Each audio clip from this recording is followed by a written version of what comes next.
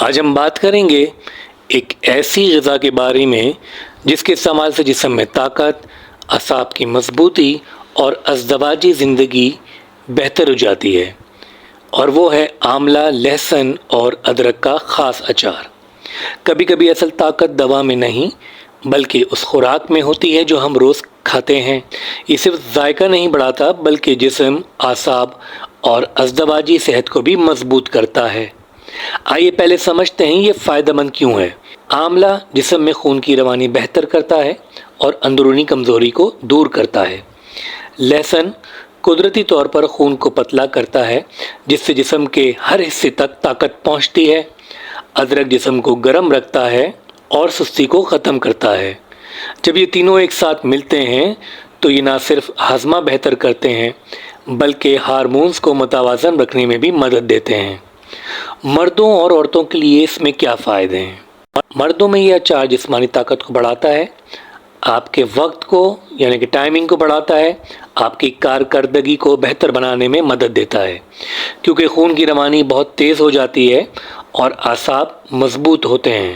عورتوں میں یہ ہارمونز کو متوازن کرتا ہے جس سے توانائی، رغبت اور اندرونی صحت بہتر ہوتی ہے۔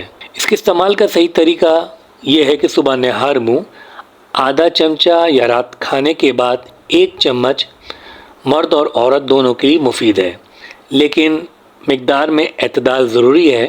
اب بتاتے ہیں یہ خاص اچار کس طریقے سے بنایا جاتا ہے۔ اجزاء تقریباً 750 گرام کے لیے ہے۔ آملہ 500 گرام، لہسن 125 گرام، ادرک 100 گرام، سرسوں کا تیل 1 کپ، اور مسالوں میں رائی 1 بڑا چمچ، سونف 1.5 بڑا چمچ، میتھی دانہ آدھا بڑا چمچ، زیرہ 2 چھوٹے چمچ، کلونجی 1 چھوٹا چمچ، ہلدی 1 چھوٹا چمچ، لال مرچ 1 بڑا چمچ، نمک 2 سے 3 بڑے چمچ، ہینگ 1/4 چھوٹا چمچ، لیموں کا رس یا سرکہ 3 سے 4 بڑے چمچ۔ اس کے بنانے کا طریقہ یہ ہے کہ آملہ کو بھاپ میں پکائیں یہاں تک کہ وہ نرم ہو جائے، پھر بیج نکال کر ٹکڑے الگ کر لیں۔